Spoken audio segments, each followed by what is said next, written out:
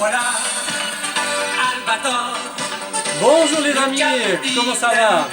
Bienvenue pour la première vidéo de l'univers vintage. Ici je suis à Sion pour venir visiter un client, que dis-je, un collectionneur de prestige, étant donné qu'il a certainement une des collections les plus riches de Suisse. Alors, venons à lui. Salut Steph. Salut, comment ça va Ivan? En pleine forme et toi? Oui, toujours. Alors, on serait dû venir découvrir un petit peu tous tes mondes, parce que là je vois que tu as énormément de choses à nous présenter. Mais oui. On commence, je pense, par Albator, vu le générique. Vu qu'on a proposé que c'était le thème de la journée aujourd'hui. Donc la première chose, bienvenue au Valais, bienvenue au centre du monde de l'univers. Qu'on va commencer par parler du Valais, effectivement. Mais on a choisi aujourd'hui Albator.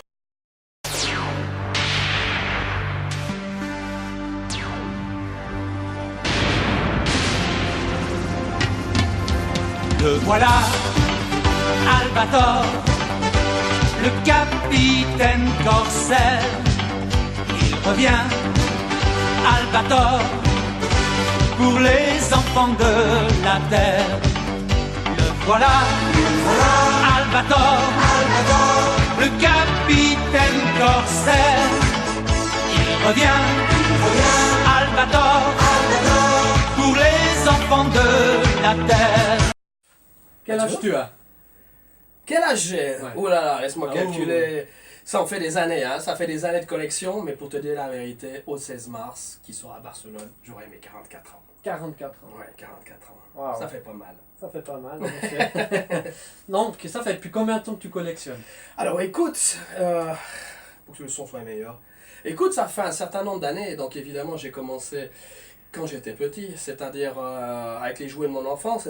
On allait en Italie, j'ai pu trouver un certain nombre de jouets avec lesquels je jouais en tant qu'enfant. Puis après j'ai mis ça un petit peu de côté parce qu'il y avait les études. Et puis un jour j'ai décidé de les ressortir et en faisant un petit peu de musique et puis en me baladant dans certaines villes européennes, j'avais toujours pour habitude d'aller trouver une ville en rapport avec le cinéma. Donc évidemment à cette époque il n'y avait pas internet, il n'y avait pas les magazines ou des magazines peu spécialisés qui faisaient qu'en fait, pour retrouver un certain nombre de matériel ou de produits dérivés, c'était pas évident. Mais ça faisait aussi un énorme plaisir que quand on trouvait une, parce que tu avais un énorme charme, quoi. Et de fil en aiguille, j'ai commencé à ramener chaque fois par pure collection, c'est-à-dire sans chercher à midi à 14 heures. C'était presque un jeu de me balader, trouver un objet. Puis après, on s'est rendu compte, ça a pris de l'ampleur. Et puis, voilà, il a fallu mettre tout ça de façon propre dans une étagère, que ce soit rangé, parce que ça vaut gentiment, émotionnellement et financièrement, un petit peu de la valeur. T'es assuré? Oui, je suis assuré. Ça m'étonne pas. Et puis après, évidemment, il y a eu l'opportunité d'aller au Japon. Ouais. Donc évidemment, c'est puis j'ai 44 depuis l'âge de 21 ans. Je fais la navette avec le Japon au début pour des raisons professionnelles. Arrivé là-bas, je me suis rendu compte qu'évidemment, c'était énorme. Il y avait des magasins incroyables. J'étais complètement largué par rapport à la masse d'informations, de matériel. Mais c'était aussi les débuts, hein. Ce qui veut dire, j'ai pu avoir... Donc on était dans quelles années là à peu près? Ouh là, c'était, si je ne me trompe pas, tu vois, on est en quelle année? On est en 2017. Moins 20 ans, ça fait...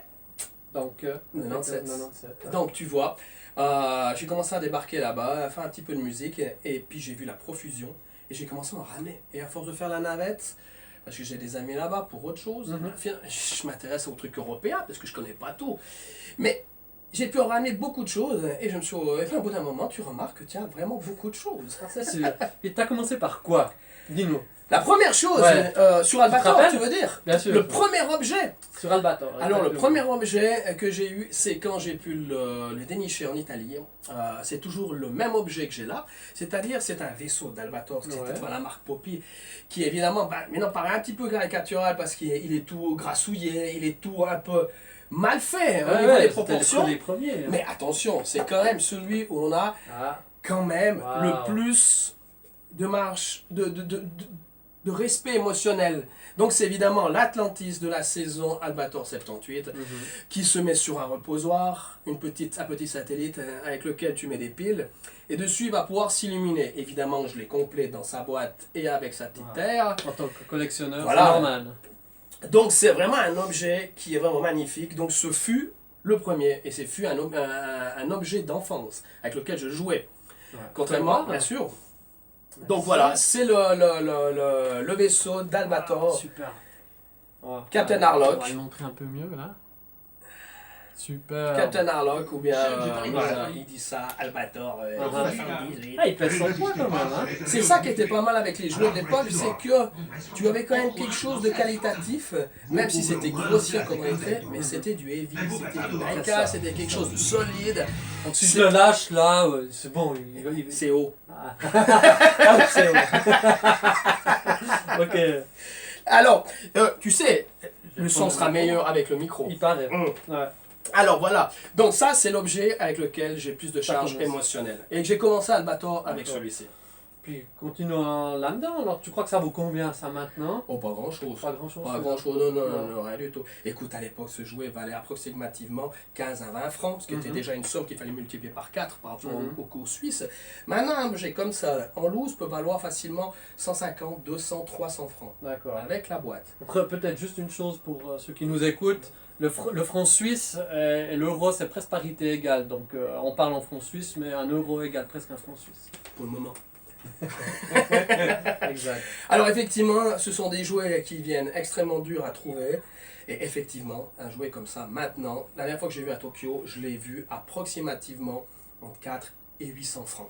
Selon l'état de la boîte, selon la provenance, Ouais. est-ce que c'est une version italienne, une version française Ça ou une change. version japonaise? La version ici présente est une version européenne, puisque c'est mon jouet d'enfance. Voilà, bien sûr. Mais on retrouve au niveau de la boîte japonaise très peu de différence, à savoir qu'au lieu que ce soit un gris foncé sur la version européenne, on a une version pâle, gris pâle, au niveau de la version japonaise. Ok, Mais je préfère la version européenne pour ma part, parce qu'il y a la charge émotionnelle qui va avec. je comprends tout à fait. Voilà. Et est-ce que tu pourrais nous dire laquelle, alors au niveau pécunier, a plus de valeur dans toute ta collection d'Albator, s'il te plaît? Au niveau de toute au Ce niveau... que tu as là. Ouais. Alors, je pense sans doute ce jouet-là à l'heure actuelle, hein, parce qu'il a c'est vieux, D'accord. donc ça a pris pas mal de valeur durant les années. Mhm. Sinon, évidemment, on a les vaisseaux spatiaux qui arrivent au niveau de Bandai, qui a réédité, ça c'est magique, hein, parce qu'ils ont édité tous les vaisseaux de l'époque en une version avec une technologie moderne, mais surtout avec C'est beau, hein? les couleurs de notre époque. C'est-à-dire que un vert militaire, Ouais. le bleu du premier vaisseau d'Albator, mais le premier vaisseau d'Albator, c'est pas vrai, présent dans la première série diffusée en 1980 sur les chaînes françaises, donc à savoir Antenne 2, mais ce vaisseau d'Albator 84 a les couleurs du vaisseau 78. Mhm. C'est assez incroyable. Et puis après, tu peux observer ici que tu as les vaisseaux des années 78, Ouais. donc 78, mais la version noire, la version bleue d'origine et une version militaire. Pour certains, tu retrouves dans certains dessins animés, certains BD, mais ils ne sont pas tous présents parce qu'il y a des versions un petit peu dérivées. Donc les versions les plus chères, pour répondre à ta question, Voilà. sont sans doute les couleurs un peu particulières de ces versions. D'accord. Il y a encore le tout grosse version qui a été sortie par Bandai avec le Galaxy Express sur le côté, où il y a des samples audio qui est magnifique, qui commence à avoir une jolie petite cote. Ok. Mais si on reste en dehors des jouets non vintage, Voilà. on a des tarifs qui sont quand même assez élevés. Sinon, les plus élevés restent toujours le vintage, mais il faut le trouver. Alors ça c'est sûr. Voilà. Bah alors ça c'est ma question subsidiaire. Comment tu fais pour en trouver encore maintenant? Et où est-ce que tu vas? Alors, je viens à Tokyo, il y a un Carnotse. Au fond du Carnotse, là, c'est là qu'on peut boire 2-3 bouteilles de rouge avec Leiji Matsumoto. Que j'ai dit Leiji Matsumoto, c'est la grippe, hein, Ah, à peine c'est ça. articulé. Non, je raconte des conneries. Et ben l'avantage, c'est que quand j'arrive là-bas, que je connais maintenant ce Japon, ce Tokyo depuis un certain nombre d'années, je sais tout de suite où sont les boutiques les plus intéressantes. Je sais comment comprendre les codes inscrits sur les vitrines. Je sais comment négocier avec la personne, avec le vendeur. Et je sais surtout où sont les nouveaux magasins qui ne sont pas forcément en première ligne bien sûr. sur les rues comme Akihabara, ou bien Nakano, ou bien Osaka. Si tu connais un petit peu, tu vas un petit peu derrière. Et puis, tu peux avoir des choses très intéressantes à un prix un petit peu plus correct. Parce qu'évidemment, ces objets deviennent de plus en plus chers parce qu'ils sont vieux, mais ils ont aussi compris qu'on était des fans d'une quarantaine d'années avec un pouvoir d'achat, avec lequel cas, ça peut être intéressant pour eux. Alors ça c'est sûr. Donc hein. c'est comme toute chose, tu connais le Vietnam, je connais un peu le Japon, tu sais toujours que c'est derrière que ça se négocie plus. Exactement. Ouais. Donc c'est la chance d'avoir l'expérience d'aller souvent au Japon Et c'est là que je trouve de plus en plus de choses, mais qui deviennent paradoxalement de plus en plus dures à trouver en état. Puis avant, alors tu faisais comment? Parce que maintenant, ben voilà, tu te déplaces au Japon, ça on a bien compris. Tu utilises certainement encore Internet quand même parfois.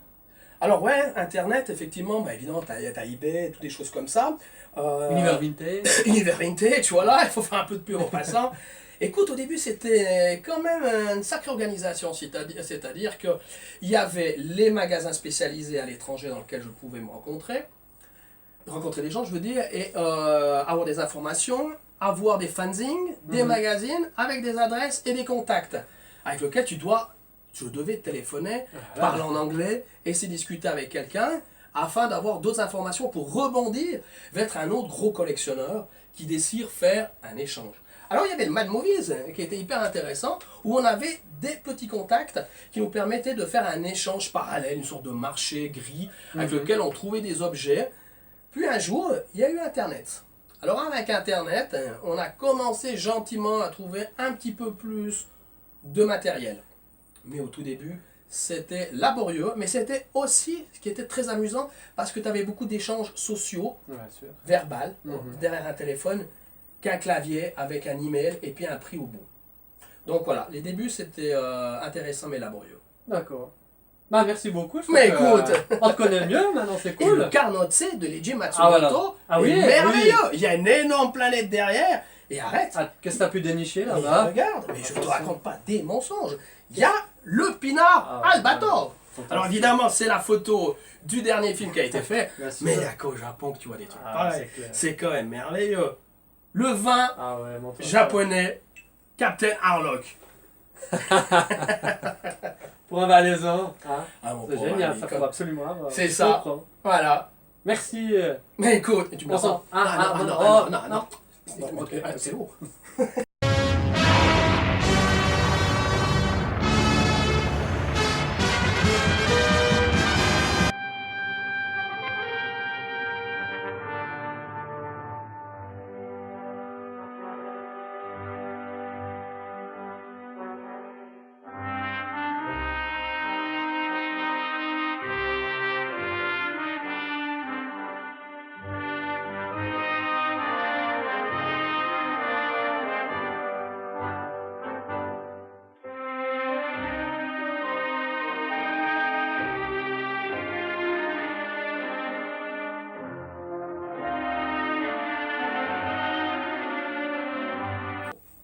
Alors, Estelle Lacoste, on parle un petit peu de son auteur.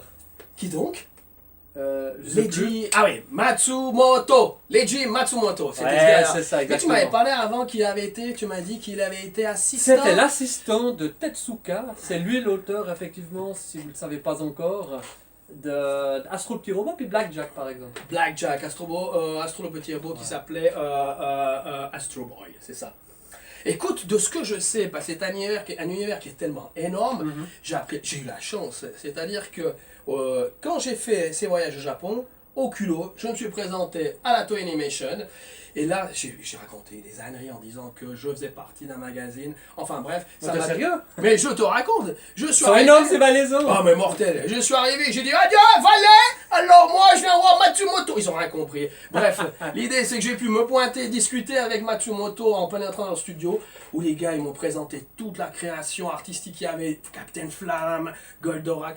Bref, on s'est focalisé sur Albator, comment on crée un dessin animé. J'ai discuté avec Matsumoto qui était là par hasard, qui parle très mal anglais, mais c'était assez excellent parce qu'on s'est compris à demi-mot. Et après, avec le temps, évidemment, il y a Albator, donc les couvertures qu'il a pu créer comme ça, qui sont magnifiques sur des laserdiscs.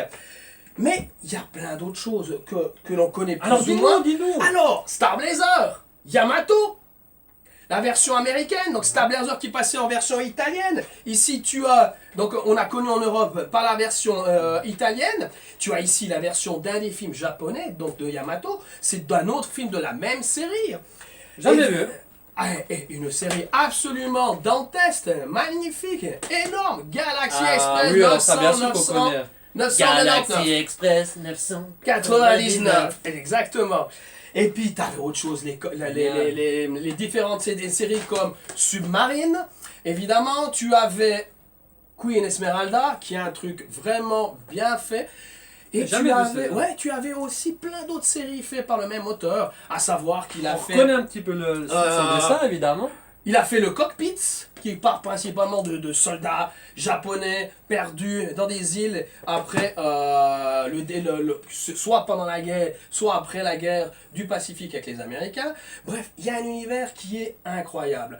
Donc j'ai appris à connaître à travers Albator en allant là-bas tout cet univers qu'on n'aura pas le temps de tout présenter. Mais la chose la plus incroyable que j'ai vue, tu sauras quoi? Lino, Eh ben, c'est quand je me suis pointé là-bas, je prends le bateau, je vais aller à Odaiba, on me dit, le frangin au papa d'Albator, eh ben, qu'est-ce qu'il a fait? Le bateau d'Albator, avec le design d'Albator qui flotte sur l'eau. Je dis, c'est quand même incroyable. Donc, t'as pas trop bu de vin, là, à midi? non, mais pourtant, ça tanguait un peu, mais ça va, j'étais au mieux, j'étais bien assis, quoi. Écoute, C'est vrai? mais je te jure, Leiji Matsumoto a dessiné, le frangin, il a mis les vis et puis les tôles. Conclusion, on se retrouvait sur un bateau sur l'eau, au design d'Albator et tout ça pour voguer à 30 km/h sur l'eau. C'est quand même incroyable. C'est pas la place du midi que tu vas rencontrer ça ici, hein.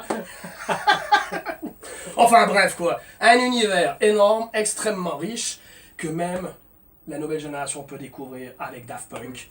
Qu'on a vu ça à travers la télévision, à travers les clips vidéo, que ce soit MTV et tout ça. C'est un univers qui est Non, mais riche c'est et juste énorme. pour peut-être préciser, hein, pour ceux qui nous écoutent, que je crois que tous les clips réunis, ça fait une œuvre. Hein, Exactement. un long métrage. quoi. Exactement. Donc c'est assez intéressant, c'était bien pensé. Voilà, donc on va pas s'étaler sur toute l'œuvre qu'il a fait, mais je vous invite à découvrir, en commençant par la chose la plus populaire ici en Europe, à savoir les Albator, Captain Harlock.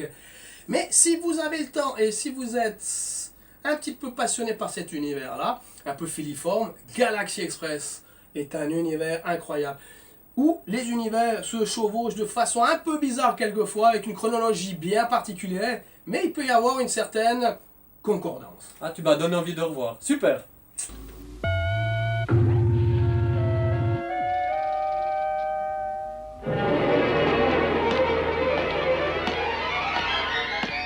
Je suis là. Qu'est-ce que vous me voulez? Je te présente le commandant suprême des forces humanoïdes sur la Terre. Je suis Albator. Le capitaine de l'ombre de la mort. Ça doit vous suffire comme présentation. Alors, ce qu'il faut quand même savoir sur Albator, c'est que c'est tiré d'un manga qui date de 1977, d'un Matsumoto qu'on a parlé tout à l'heure. Et c'est un space opéra, d'accord? Ouais, 42 épisodes. 42 épisodes. Du en moins effet. pour la version Albator 78, Mhm. qui en fait est particulier parce qu'elle raconte la deuxième saison de l'histoire, vu que l'Albator 84, a priori, serait le début de l'histoire. Ah, c'est pour ça qu'il avait encore les deux yeux. Oui, et la cassette dont je te parlais tout à l'heure raconte, façon générique, pourquoi il perd un œil et à cause de qui et pour quelle raison il va s'embarquer à travers ce vaisseau. Parce qu'à la base, au début, c'est un employé qui est convoyeur avec un vaisseau, qui convoie des marchandises. Et pourquoi il va se rebeller contre un système, ou plutôt une oppression qui ne lui convient vraiment pas. Voilà. Et tu sais peut-être par hasard de quoi il s'est inspiré Matsumoto pour faire son œuvre? Ah, alors ouais, alors il y avait, je sais que... Je vais la voir. Ouais, il va l'avoir. Alors il y a une aspiration déjà musicale. Ouais. Déjà le côté un peu Wagner, hein, c'est de pam pam pam pam. Ah. Tu vois ce que je veux dire? Je vois très bien. Alors si on part du côté de Wagner, on va très vite du côté un petit peu nazi et un petit peu tout cet univers de la Deuxième Guerre mondiale. Il faut savoir qu'évidemment, sa famille était constructeur et aviateur dans l'univers militaire japonais, qui était ami à l'époque, allié avec le côté nazi, qui a fait sans doute germer chez Matsumoto tout un univers mécanique dans lequel il était passionné, dont un personnage, Captain Harlock, qui n'est autre, si on réfléchit bien et si on connaît la genèse, c'est un nazi. Il est d'origine allemande. Ah, alors j'apprends quelque chose. Alors Ouais. évidemment, d'ancêtre en ancêtre, mais c'est un nazi, hein. Ah, ça va faire fureur. Ah, d'accord. Alors tu retrouves tout ce concept, toute cette énergie, que ce soit... C'est toi qui m'as parlé tout à l'heure autour d'une bonne bouteille de rouge valaisan, des anneaux de Nibelungen. C'est ça, exactement. C'est ça. Et on retrouve justement... On retrouve aussi dans Saint Seiya, en parenthèse. Oui, parce que ce sont les... évidemment, la musique de Wagner est reprise de Wagner, mais on retrouve tout un arrangement orchestral fait par des musiciens qui jouent en live à l'époque. Ce qui veut dire, c'est que tu te retrouves avec une bande-son qui a été faite autant pour Saint Seiya que Captain Harlock, c'est-à-dire Albator, mais avec une conception, un dynamisme, des cuivres, une fanfare. Mais c'est majestueux. Tout ça mélangé donne un côté extrêmement martial. C'est Yokoyama, si je ne m'abuse, hein, qui a fait Ouais, c'est ça. Ouais, Ouais. c'est pas mal du tout, quoi. Ouais. Donc voilà, après évidemment, arrivant en France, en Europe, c'est pas si mauvais, hein, au final. Ils ont décidé de tout refaire la bande-son par Barbelivien, Didier Barbelivien qui a fait le générique, mais qui a travaillé un certain nombre de passages audio version française. Donc un petit peu plus, je dirais un peu plus disco, avec un tempo un petit peu plus lent, qui donne une sorte de noirceur, un peu une sorte de gothique, c'est presque du new wave, quoi. Donc pour nous enfants, en regardant ça, mais c'était hyper charismatique, c'était presque effrayant. T'imagines des nanas, Ouais, je sais. des nanas ennemies qui prennent feu quand on les tue. Mais t'as 8 ans, t'es collé à l'écran, t'es là devant, tu vois même plus les flammes, tu vois carrément l'humus. Et c'est les femmes végétales, n'est-ce pas? Exactement. Tu te souviens comment elles s'appelaient? Les sylvidres. Les sylvidres, ouais. Et après, il y avait les humanoïdes dans la deuxième saison qui raconte la première partie de l'histoire. Mais au final, Albator, comme dans toute chose de l'Eiichi Matsumoto, c'est la recherche d'un paradis pour soi-même.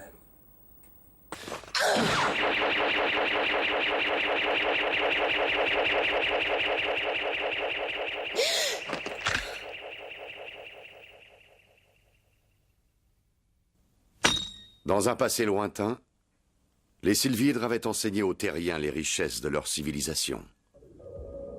Ce peuple avait développé dans tous les domaines une technologie remarquable, et la société humaine paraissait bien primitive en comparaison.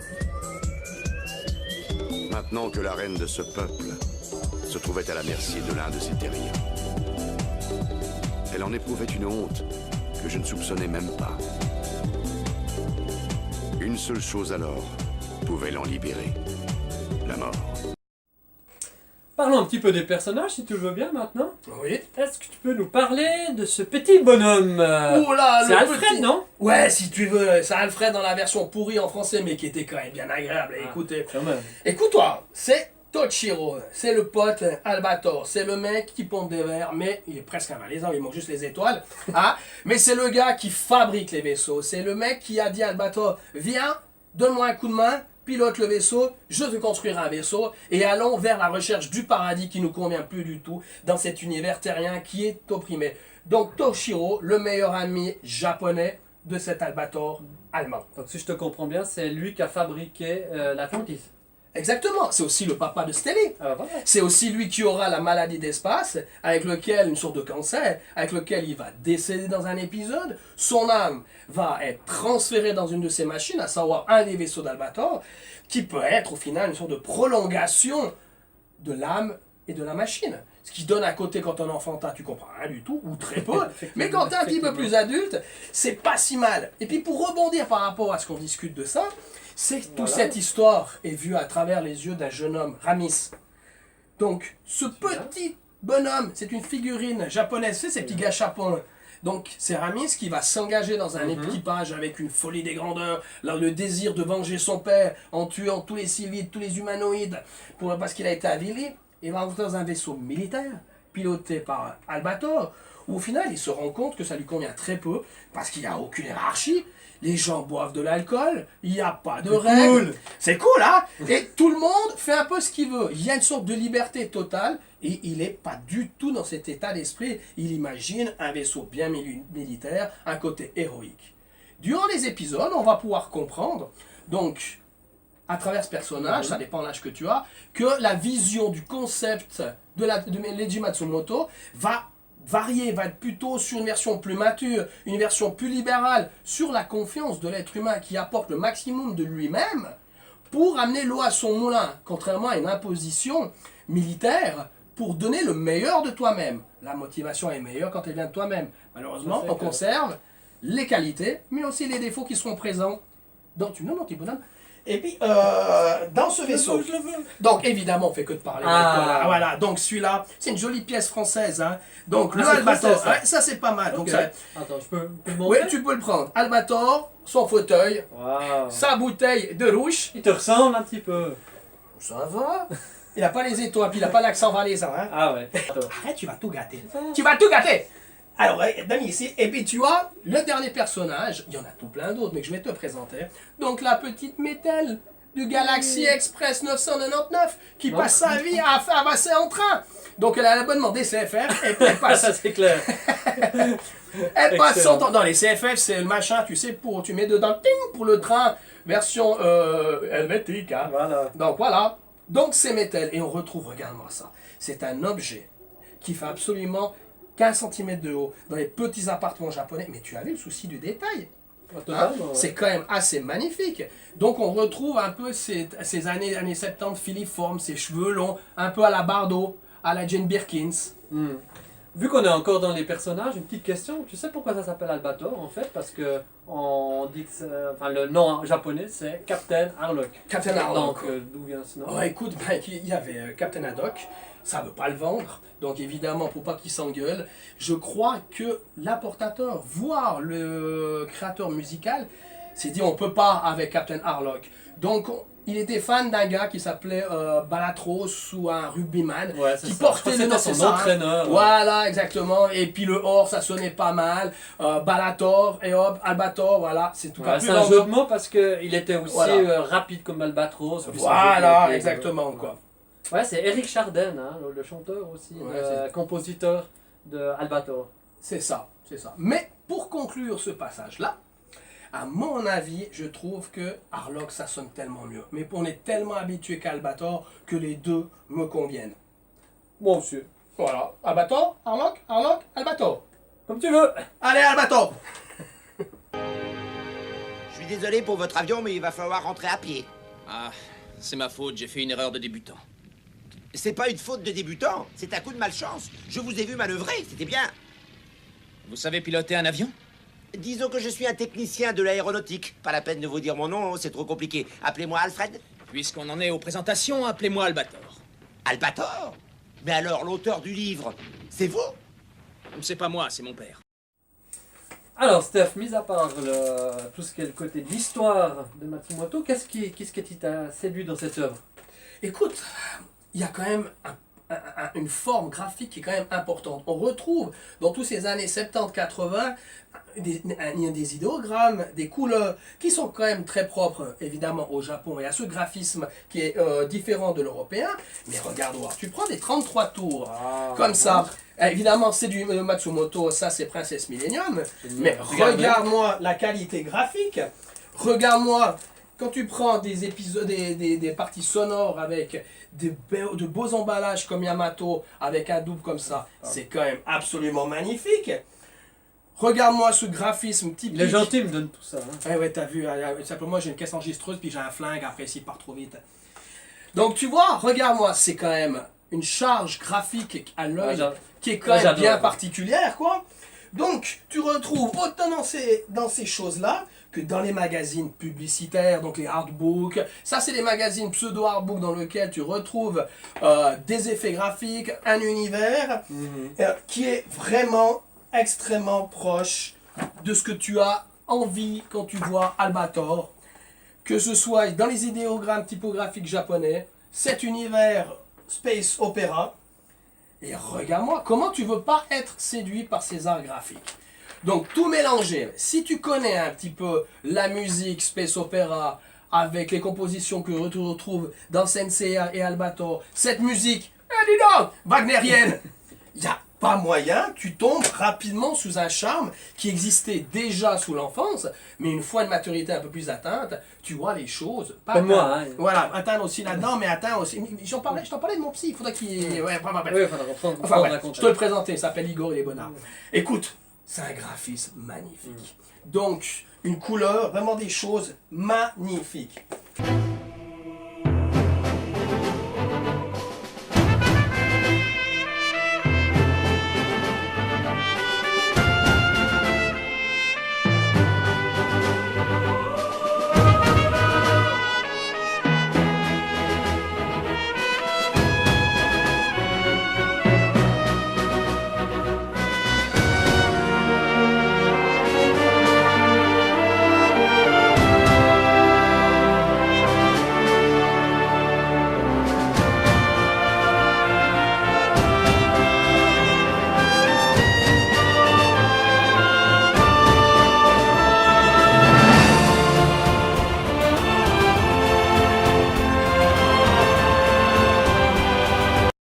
ici j'ai entre les mains de artbooks d'époques différentes, n'est-ce Ouais. pas?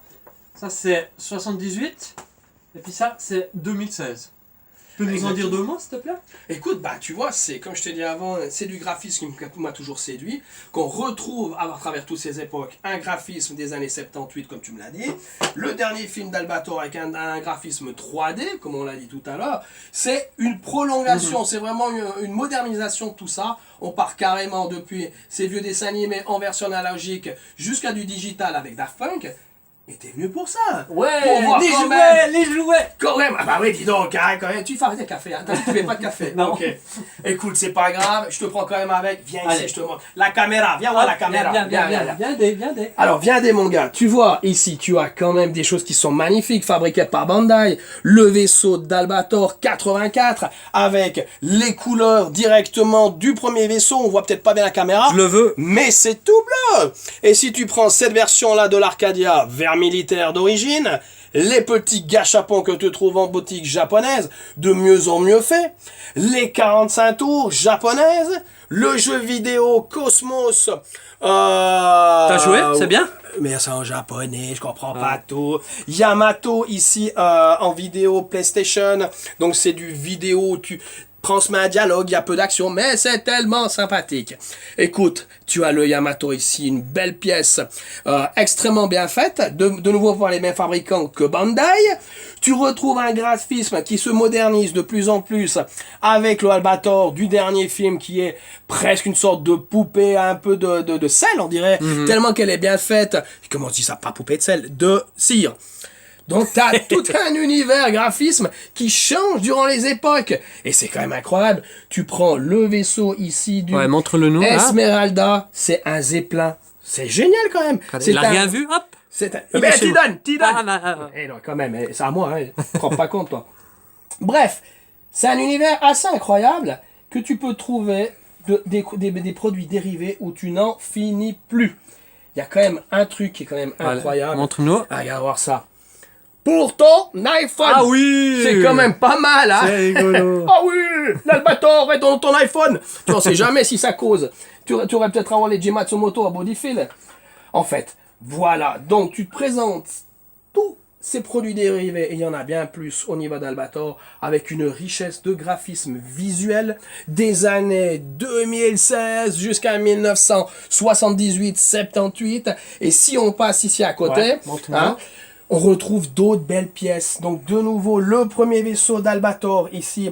Je dis premier vaisseau, mais il fait partie de la première saison diffusée avec sa couleur d'origine bleue. Une version noire, une version vert militaire que tu trouves dans certains mangas papier et certains animés où il apparaît avec ces teintes-là. L'album magnifique d'Albator, donc la voix de la liberté, qu'on voit ici derrière avec le logo 999. Après, les poupées Albator, les logos avec ce graphisme des années 70 Albator et la musique d'époque. Le petit Tochiro et ça, Alfred. ouais, c'est ça. Et regarde, la voiture d'Albator que tu vois vaguement dans un épisode. Ah, je connaissais pas. Écoute, c'est un objet qui est assez cher. Faut pas laisser tomber. Il était. Mais parfaitement neuf, jamais ouverte, sauf maintenant, évidemment, et que je ramenais du Japon. Je trouve ça absolument magnifique au niveau du design. Très sympa. Donne-toi, tu vas tout gâter, tu vas tout gâter. Alors, tu poses ça ici comme ça. Je la reprendrai après. Ouais, essaye pour voir. Et tu as les vaisseaux d'Albator d'autres éditions, de nouveau ce gros zeppelin. Hein, une version du jeu vidéo Galaxy 999. Fais pas tout Donc tu tomber. vois, mais non, regarde, tu vois ici directement avec, voilà, donne-moi un coup de main que je tienne mon micro. Voilà. Tu as la version PlayStation dedans, tout neuf, tout joli, avec Wow. Tochiro, le jeune. T'as tout gâté. Ah voilà.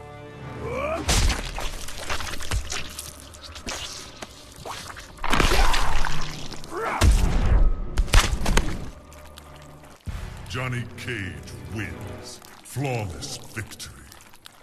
Fatality.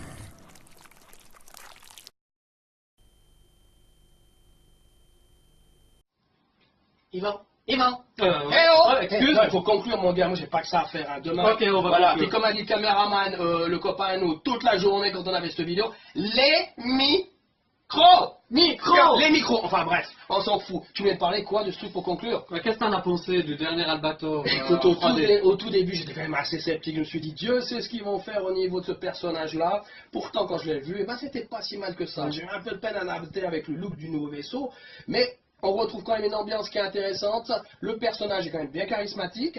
Écoute, c'est une nouvelle technologie, c'est pas si mal. Et à le revoir, j'ai trouvé ça... En tout cas, j'en ai pris du plaisir. Ah bah tant mieux, ça se Voilà, fait. exactement, quoi. Bon, bah Ah, moi, écoute... peut-être une petite anecdote là, c'est marqué Corsaire de l'espace. Je trouve que c'est un nom galvaudé, non? Ouais, mais je crois que ouais, il n'était pas dans un galion, c'est plutôt un pirate. Vous, c'était plutôt un gars épris des libertés. Donc le corsaire de l'espace, c'est un truc où sont de nouveaux gourets, c'est un truc d'enfance. Mais est-ce que c'était bon quand même? Oh, même si ok, tout oui. est faux. Bon, bah mon grand, ça m'a fait plaisir. Est-ce qu'on a Merci tout dit? On beaucoup. n'a pas tout dit? On a Pas dit. tout, mais c'est pas grave. Voilà, On a c'était- vu l'essentiel, j'espère que ça vous a fait plaisir. Voilà, pour la première, on est quand même pas si mauvais. Non, on est quand même assez mauvais, hein, quand même. On va se rattraper, vous inquiétez pas. Voilà, on fera pire la prochaine fois. Et la prochaine fois, je vous promets, on viendra sobre. Qu'est-ce qu'on pense, Ce sera Sylvain? plus simple. Parce que maintenant, il est l'heure de la D'ailleurs, période. pour la prochaine fois, si vous aimez l'univers de Goldorak, que tu adores, n'est-ce pas? Grandizer, UFO Robo Grandizer Daichi. Ta promesse, ça va être du très très lourd. Avec de la bricotine. Avec On de la verra, bricotine. on verra. Bon, tu vois les mecs, moi j'en ai marre, c'était sympa, j'ai bien rigolé. Béco, voilà. Merci. À la suite, Et on voit d'ici tes là, épisodes. si vous aimez le vintage, n'oubliez pas d'aller visiter la boutique universvintage.com. Merci beaucoup. Bientôt. Comme les Indiens, c'est nous, si, les hommes, et tchou.